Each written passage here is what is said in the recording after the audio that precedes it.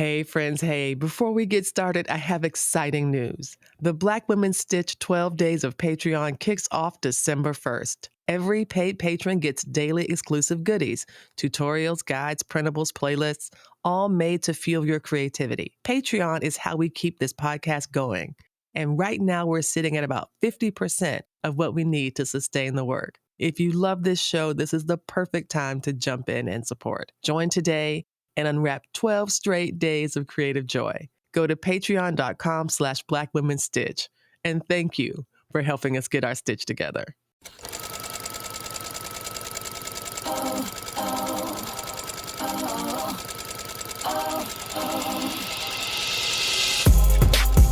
Hello, Stitchers. Welcome to Stitch Please, the official podcast of Black Women Stitch, the sewing group where Black Lives Matter. I'm your host, Lisa Woolfork. I'm a fourth-generation sewing enthusiast with more than 20 years of sewing experience. I am looking forward to today's conversation, so sit back, relax, and get ready to get your stitch together. Hey, friends. Hey, it's Lisa from Black Women Stitch and the Stitch Please podcast. And as I say every week, this is a very special episode because this episode, I am sitting down with none other than Carmen Green, the creative genius / founder of the Black Sewing Network. Oh, wow. You might recall we talked with Carmen a couple years ago, which feels like ages when she was just getting started. And now the network is, as they say, networking. We are here today to talk with her about the Day of Service that recently was celebrated in different parts of not only the country, but the world, and as a way to support Black girls' health globally. Yes. So Carmen's going to talk about this initiative and how it has its Philadelphia roots and then how it's spread out in other parts of the world. Welcome, Carmen, to the Stitch Please podcast. Welcome back. Thank you, Lisa, and thank you so much for having me. You're actually my first interview as, the founder of Black Sewing Network. So it's feeling very nostalgic and reminiscent being back here with you. And I'm appreciative of you and your platform and sharing it with us all the time. Absolutely. Yes. And speaking of sharing, you've talked a lot about, sewing, and you've been doing these sewing tutorials on social media for years, very regularly. Every week, you can go to the Black Sewing Network on the website or on any of the social media platforms and find yourself a sewing tutorial somewhere at some time. Yeah. Now you are thinking about sewing in a different way. You're not so much making your amazing homecoming outfit, which you absolutely pulled off at the last minute. Congratulations. Thank you. Congratulations. You're taking your stitches in a different direction. Tell us about the Day of Service and why that was important to you. Yeah, so, Black Sewing Network has been online, as you mentioned, for the last 3 years, and most of our sort of sew-alongs or live sew-alongs have been digital. Initially, we started on TikTok, and then with the TikTok shutdown, we kind of expanded to YouTube, Twitch, and other platforms, but just giving people a daily dose of sewing and the digital platform. However, what we found is that people were yearning for more experiences in person. So we started that over the summer, but then I was like, you know what? I wanted to, number one, do something that was giving back to the community, but also show collaboration across multiple organizations, Black women-led organizations. Yes. Across not only the country, but the world. So we are having a day of service and collaborating in 8 cities. Philly, of course, being my home base, but we're also having events in collaboration with Chicago Sews, Project Sew in Dallas and Sorority, in Atlanta, Baltimore, Raleigh was just added, South Florida and the Fort Lauderdale area, yes. and also in Montserrat, which is our Caribbean location as well. It's so beautiful to see that the way that stitching can not only join fabric and cloth, but also join hearts and people. Yes, that sounds corny, but I really mean it, yo. I really mean it. It sounds so corny. Like, not even relevant. True. But it is absolutely true. Tell us about the organization in Philadelphia that you're connecting with and why you chose to sew with them / for them. So the PASHI organization, which is the Pan-African, let me get it right, Pan-African Sisterhood Health Initiative.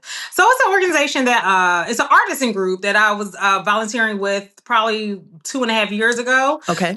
For a while. And I always enjoyed, number one, they are just full of wisdom, full of knowledge. So it's like a group of older women from like their 60s and 80s. Nice. And I just used to absorb like all of these sort of knowledge and storytelling that they used to do while sewing these reusable pads and wet bags. So I was like, okay, if I ever did a community service for Black Sewing Network, that is one of the organizations that I was really passionate about and that I can speak about firsthand. So yeah, it was just a natural sort of partnership with them. And they're super appreciative of our contribution. So yes, we are sewing these zipper pouches, which here they are right here. Oh, and these wow. actually store like the reusable pads. And reusable pads isn't like an accepted practice in the US, but all over the world, that is what girls have to use. And that is something that, you know, could be the difference between them going to school or missing school for a week, right? So I was like, oh, the reusable pads, the process is a little bit more involved. So I was like, what can Black Sewing Network do for a day of service? And, you know, we have a lot of bad girlies. It's a pretty simple process. Oh, wow. But yeah, it's like a couple pieces, fat quarter friendly for my quilt girlies. Nice. And, you know, it mainly uses like Ankara fabric and like a waterproof layer on the inside. Okay. But super simple. So our goal for here in Philly is to sew 100 of these on, you know, on Saturday. I think that's really exciting because what you're doing is connecting your creativity, your talents, and the network that you've created to kind of really help a global health initiative. Yeah. I think in the US, even though, you know, menstruation is not is not like something that everyone's talking about all the time. It's, you know, it's tiny, a little bit, maybe slightly stigmatized. Like if you're like a 7th grade girl and you might be really anxious, but for the most part, we are able to have conversations. There are podcasts about menstruation. There's podcasts about what it means to go through different changes in your body as a woman or a girl. And that is not the case globally. It is not the case that this type of information is widely spread. And these products are expensive, like the ones that we might be used to having a variety of choices. They might not export to these different countries and regions. Is that one of the reasons why the org that you work with focuses on this topic? Absolutely. And they focus mainly on areas within the diaspora, which another thing that I'm passionate about. So yes, they do not have access to like the throwaway pads that we use here in the United States. They recently donated to Gaza. Right. And so unfortunately in Gaza, these reusable pads, it depleted their surplus. Right. And so we're trying to help them rebuild that. But also in Gaza, they aren't able because of they don't have access to water. A lot of these have become throwaway in Gaza. Yeah, it's really unfortunate. Oh, goodness. So even something that might be seen for us as kind of like a last resort or something that we might not choose to use is something that some people are absolutely required to have. And I think you make an excellent point. I think people don't realize that for some girls, being on your period isn't just an inconvenience or maybe some cramps and, you know, general pain and irritation. It also comes with social consequences. Yeah, absolutely. And that social consequence of not being able to continue your education. And being somehow like removed from school because of it. You know, like I think that was really sobering. I think another sobering part that I learned from you was that some of the girls share them. Like they might be shared by a family. So if you have 5 girls, you have a bag. And that to me was also really like, you know, surprising. Have you had any other surprises as you've been doing this work? Things that might have, you know, stood out to you or struck you? Yeah, so I think that was the most surprising one. Like, you know, originally, like before I started volunteering with Pashi, I had fabric scraps. I was like, what can I do with all these fabric scraps? I don't know. And so when somebody suggested reusable pads, I had to sort of restructure my mindset because I was like, reusable pads, what? And I actually went through the process. I used it myself. So I volunteered with them. I was like, let me experiment with these. And honestly, in my experience, I started like even packing them like on travel bag and when I travel, because I'm like, you just never know. In You case of never know when it's emergency. right as Yeah. an emergency. But also I feel like they provide, more support, or they provide like, I think they, absorb a lot more than what we get in the store. Interesting. Well, than what we're used to. Wow. Yeah, what we used to. So that, but yeah, ideally each girl will receive a bag and 4 reusable pads. Like, so the soil part is, the Yes. clean ones go in the front, soil Yes. goes in the inside. But again, a lot of these girls are getting maybe 1 bag and 1 pad. And so that was very surprising. Or like you said, they're sharing it. So that was very eye-opening as well. And we're Black. It's back. I mean, we're Black and it's back. It must mean that the Black Women Stitch wall calendar is returning and it's more beautiful than ever. This isn't just any calendar. It celebrates Black liberatory history with original art, important dates, and bold visuals that uplift our past, present, and future. Pre-orders are open now, and here's the exciting part. If you're a small business, you can sponsor a month or even a quarter of the calendar. It's a chance to support our mission and showcase your work to our vibrant community. In a time when Black history is under attack, this calendar is a beautiful reminder to remember. Don't wait. Pre-order your calendar and or lock in your sponsorship today. And thank you. I really appreciate what Black Sewing Network is doing by working with an organization that is kind of prioritizing girls' needs in the diaspora, because the girls of the diaspora tend not to be prioritized in other ways. And it feels like it's our responsibility, and not in the sense of a burden, but like part of the hard work is to kind of reach out and to find these connections. I want to pivot a little bit to turn back the clock to this summer. I felt like Black Sewing Network was in these streets, child. Yeah, we were. Really in these streets. Yeah. And when I tell you, I was heartbroken that I could not get to the trap and sew. Yeah. Because I waited too late to book a train ticket. And by the time I went to do it, Amtrak was selling Qantas Air prices. Oh, no. Yeah. Yeah. So I was like, and I had to be, please have another one, because I bought my ticket early. I mean, I was ready, and then I need to do a better job about that kind of schedule. Yeah. So the first event from the summer, was that the when you all went to the Metropolitan Museum of Art? Was that the first one?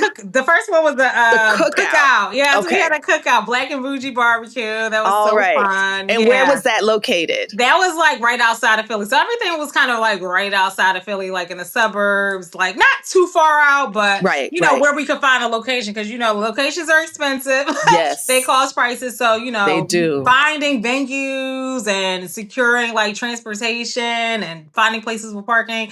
So that was not the most enjoyable process, but I was like, you know what, Carmen, if you want Black Sewing Network to grow in a certain direction, you have to start having in-person events. And I wanted to do something, nothing's wrong with frock tails, but I wanted to create a more enriching experience. Yeah, yes. That was rooted in Black culture, right? Yes. So the cookout, you know what I'm saying? Yes, we love Black folks love a cookout. And then we did the Black Dandy exhibit in New York. And then, of course, we had the Trap and Sew with a DJ, very reminiscent of 90s hip hop R&B culture. With food, and everything had food. It was a good time. We had a good time all summer. Yeah. I could absolutely tell that what you were doing was reminding us that community is a noun and a verb. Yeah. Because you were making sure that people came together and were able to go to these different places and find and meet each other. Yeah. Do you have any stories or examples of folks who maybe had followed you online or maybe hadn't met you in person, or the different connections that people might have made over the course of the summer? Yeah, so I would say the majority, I would say about 75% of the people I met in person for the first time. Wow. Yeah, which I was really, especially the New York trip. Because people came all the way from Connecticut. People were coming from Connecticut, New York, New Jersey, and we had 2 stops. We picked up people in Philly and also picked up people in New York as well. Okay. So yeah, most of the people I met, I feel in person for the first time, especially for the New York trip. Okay. Yeah. So I think the message was consistent, like, oh, Carmen, you're the same person online as you are in person. I was like, Of course. I think, it's hard. I don't know. It's hard for people to fathom that because I guess of other experiences they had with meeting people at Right, these right. various events.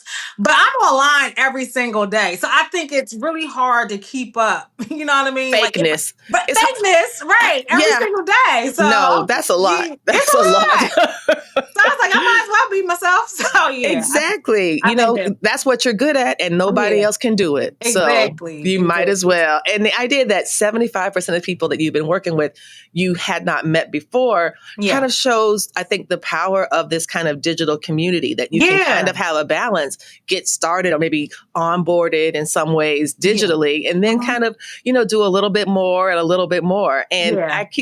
I just keep thinking how hard it is to make friends as an adult. Yeah. And the idea that people can come together at this kind of event and the things Yeah. that you created, and not only having a hobby and things that they love to do, Yeah. sewing, but also meet other people who also love to do it. Absolutely.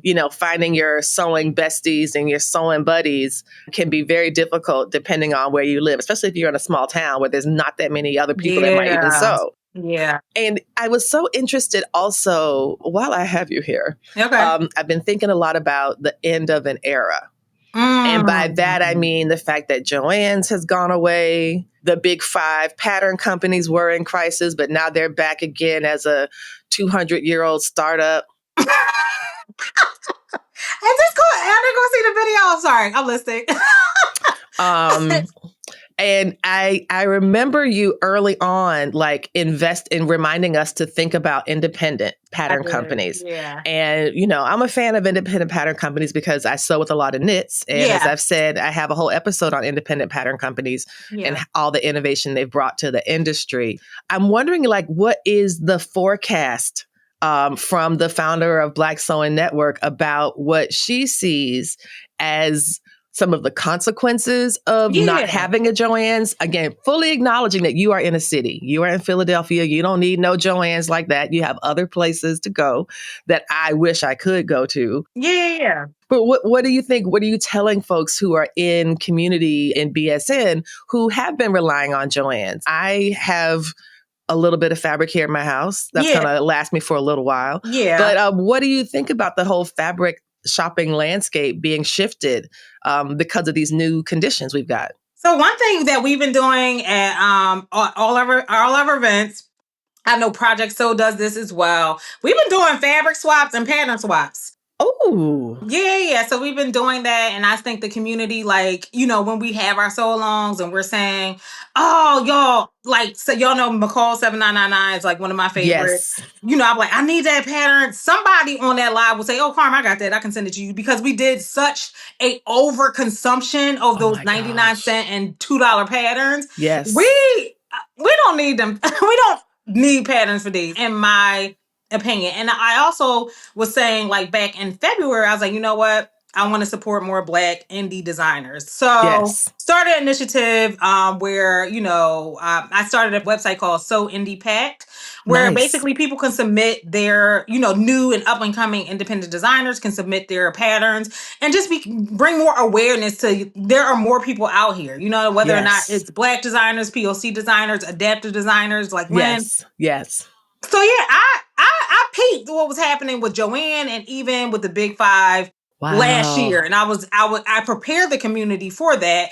And I was like, all right, y'all, we have to get used to not having these $2 patterns. Let's support print shops Yes. like Blue Cup Shop, Yes. That's right. LaQuanta. So Yes. I feel Yes. like we're getting used to and accustomed to this indie way of life. And I think people are going to be just fine. So yeah, in terms of fabric though, yeah, I am fortunate in that I have like Halal and Gaffney's and Joe Mar here in Philly. If there's a true need, people, we call upon each other as a community, say, hey, Carm, can you run up to Joe Mar? Or if next time on your next trip, can you grab this? And we do that for each other, especially the people that are located in like New York, Philly, Chicago. The people that have access to it, we lean on each other as a community. I certainly benefited from that when I think Carol had a piece of fabric that Yeah. I really, really wanted, and she had some, and then she gave me the rest, and Yeah. it absolutely worked out so beautifully. And Yeah. it was to make an outfit to wear to Janelle Monáe, and it was black and white. Oh, And so that yay. was why I was really, really hoping to get it. You can definitely turn to community because community itself is a resource. And I think it can help us feel stronger when things might look bleak, Absolutely. and it does give us this opportunity to find each other Absolutely. and to build something really amazing and creative. And that's another, yeah, I'm sorry. No, please go ahead. Oh, that's why I was saying in terms of the day of service, that's why it was important for me to connect with different cities that I either know already do in-person events where they Yes. can, sort of swap these things, or people that I know have been longing to do in-person events like South Florida. They have South Yes. Florida Frocktails, but Joe That's and right. Diana, they've been wanting to like continuously meet with each other. So this sort of day of service caused them to have to like be intentional about finding a venue that they can use regularly, gathering and, galvanizing their local community so that when That's South right. Florida Frocktails comes around, it's not like a heavy, intense promotion. Your people are already there and y'all are used to meeting with each other. Anyway. Exactly. And in some ways, I could imagine a day of service evolving into a day of sewing where you get together and you prep your stuff for Frocktails, or you work on it in advance, or you get different people to host or whatever. There's so many other things that you could also do once you're able to establish a base for meeting in person. Absolutely. So they are actually doing that. Their whole day of service. So it's not going to be a full day. It's like, okay, bring your projects these 2 hours. We're going to focus on the community service aspect of it. Wonderful. Yeah. So they're Wonderful. doing that. Project So is doing that. Yeah. So everybody's not doing like full 8 hours of, service. So yeah. It's still going to be a benefit. Oh yeah, absolutely. Absolutely. It absolutely is. And it's just so beautiful to see the flourishing of the Black Sewing Network. I Oh, thank you. remember when you were first getting started and you were like, let me Google how to start a network. I mean, you got to start somewhere. Right. It was like, let's get together on Sunday and make some stuff, make some clothes. But it has become so much bigger than that. I'm so thankful for the growth. I'm thankful for the support. And I'm thankful, for people believing in the mission and the objective of the organization. Because, when it comes to people that look like us, they don't always believe. And you know what I mean? In the greater mission. I think people thought it was just going to be something casual.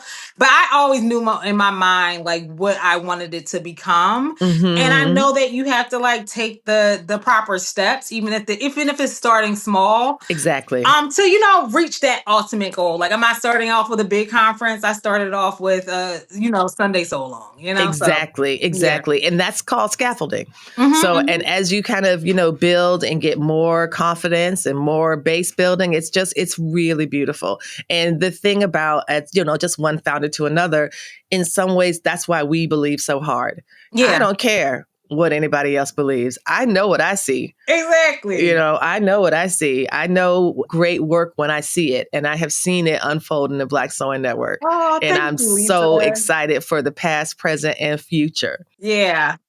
We are at the question that we ask everyone at the end of the episodes. Okay. And it is this. The slogan of the Stitch Please podcast is that we will help you get your stitch together. Carmen Green, founder of the Black Sewing Network, what advice do you have for our audience today to help us get our stitch together? Just get started. Seriously, just get started. Whether or not you're starting your sewing journey, whether or not you want to, because people often ask me, how can I get a chapter of Black Sewing Network in my city? I'm like, chapter? You know what I mean? Like, listen, here's the thing. Just get started with meeting up, even if it was a small group, even if it's with your friends. Just get started with a small group and you will attract. The more you do, the more you attract. Just get out of your own way. Don't be scared. And just get started would be my best advice for everybody, because before you know, you'll wake up 3 years later and you've amassed not only a following, because it's more than that, it's bigger than that. You will accumulate and garner a community, which is the most important thing for longevity, right? It's not about fans, it's about community at the end of the day, and that is the only way we will survive through the good times and the challenging ones as well. Agreed. Wow. And on that beautiful note, thank you so much, Carmen. Thanks for having me. I really, really appreciate speaking with you today. Congratulations on all your flourishing, and I can't wait to see what you do next. We appreciate you. Thanks again, Lisa, for having us. You've been listening to Stitch Please, the official podcast of Black Women Stitch, the sewing group where Black Lives Matter. We appreciate you joining us this week and every week for stories that center Black women, girls, and femmes in sewing. We invite you to join the Black Women Stitch Patreon community with giving levels beginning at $5 a month. Your contributions help us bring the Stitch Please podcast to you every week. Thank you for listening. Thank you for your support, and come back next week and we'll help you get your stitch together.